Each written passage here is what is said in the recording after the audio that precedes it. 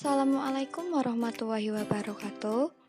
Perkenalkan, nama saya Rantika Bintang Tivalea, NPM 0620015841, kelas 3A, Prodi Kesehatan Masyarakat Universitas Pekalongan. Di sini saya akan menjelaskan tentang waterborne disease dan kasusnya. Waterborne disease adalah penyakit yang ditularkan langsung melalui air minum, di mana air minum tersebut mengandung kuman patogen. Contoh penyakitnya yaitu kolera, diare, disenteri, tifoid, hepatitis, dan lain-lain. Di sini saya akan menjelaskan sedikit tentang contoh kasus dari waterborne disease, yaitu demam tifoid. Demam tifoid merupakan infeksi saluran pencernaan yang disebabkan oleh bakteri Salmonella typhi atau Salmonella paratyphi. Biasanya, bakteri Salmonella paratyphi itu menyebabkan penyakit demam paratifoid. Pada demam paratifoid disebabkan oleh bakteri Salmonella typhi tipe A, B, dan C.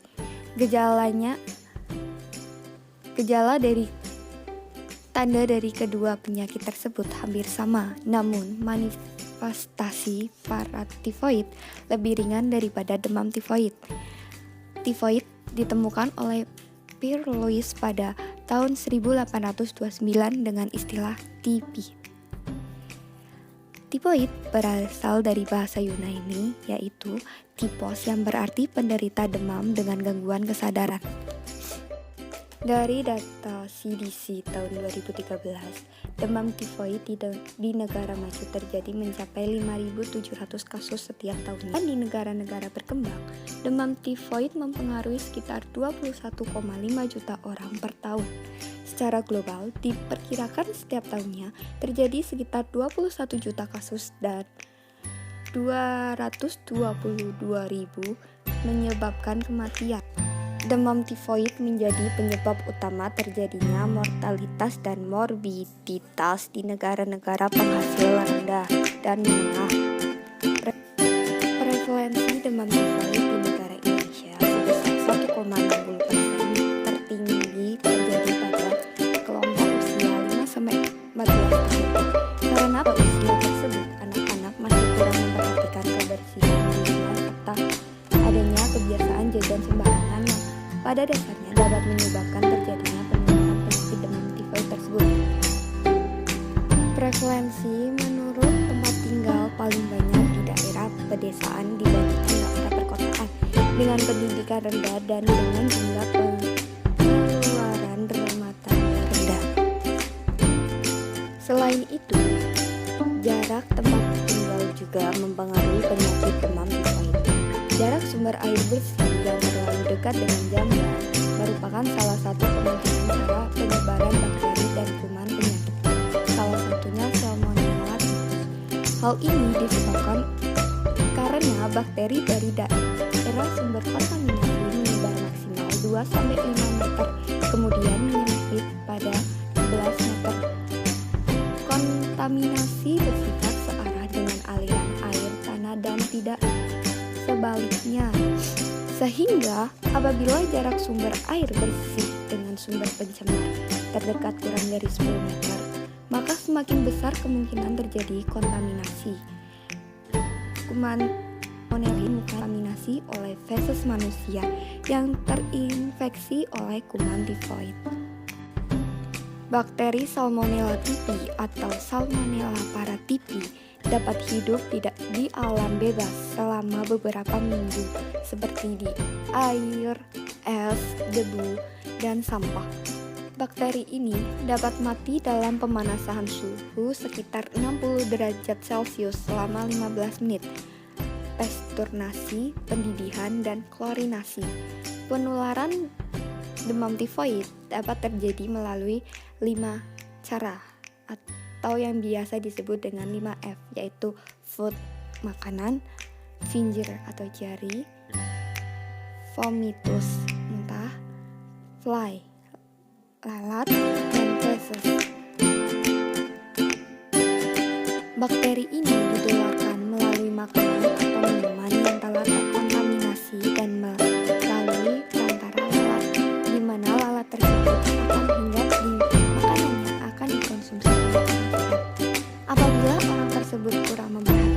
kebersihan dirinya, seperti mencuci tangan dan makan makanan yang tercemar oleh bakteri Salmonella typhi. Bakteri tersebut akan masuk ke tubuh orang yang sehat melalui mulut. Selanjutnya, orang sehat tersebut akan menjadi sakit. Selain itu, dapat ditularkan melalui air minum yang sudah terkontaminasi bakteri tersebut. Ketika bakteri masuk ke tubuh manusia melalui makanan dan minuman, bakteri akan masuk melalui mukosa usus pada lium terminalis. Jika imun kurang baik, bakteri akan menembus sel epitel dan lamina propina. Di lamina propina, bakteri akan berkembang biak oleh sel fagosit, terutama makrofag. Kemudian dibawa ke sirkulasi darah dan menyebar ke seluruh tubuh, terutama pada hati dan limfa. Masa inkubasi terjadi selama 7-14 hari. Bakteri akan menyebar dan berkoloni melalui pembuluh darah. Setelah terjadi replikasi, bakteri akan didistribusikan lagi membentuk bakterima sekunder dan berakhirlah masa inkubasi tersebut. Pada periode ini baru muncul gejala klinis seperti demam, sakit kepala, nyeri abdomen, dan lain-lain. Masa inkubasi dan gejala klinis dapat dipengaruhi oleh banyaknya bakteri yang masuk atau terkonsumsi. Semakin banyak gejala yang muncul, semakin pendek pula masa inkubasinya. Kondisi kehidupan manusia yang berperan dalam penularan, yaitu hygiene perorangan yang rendah, seperti kebiasaan cuci tangan sebelum makan, hygiene makan dan minuman yang rendah, contohnya bahan makanan yang dicuci kurang bersih dan dimasak tidak sempurna. Terus sanitasi lingkungan yang kumuh atau kotor. Terus penyediaan air bersih yang tidak memadai. Terus jamban yang tidak memenuhi syarat, pasien yang tidak terobati secara sempurna, dan belum melakukan vaksinasi. Faktor resiko dari demam tifoid yaitu 1. Usia 3-9 tahun berpeluang karena pada usia tersebut banyak melakukan aktivitas di luar rumah seperti bermain dengan teman. 2. Status gizi sangat mempengaruhi karena jika gizi tidak terpenuhi secara seimbang, maka daya tahan tubuh akan lemah dan mudah terkena penyakit. Selain itu, kebiasaan jajan yang tidak baik seperti jajan di tempat yang kurang memperhatikan kebersihan juga akan beresiko terpapar. Yang ketiga, kebiasaan cuci tangan. Jika tidak mencuci tangan sebelum makan atau sesudah makan, itu akan meningkatkan risiko terkena atau tertular.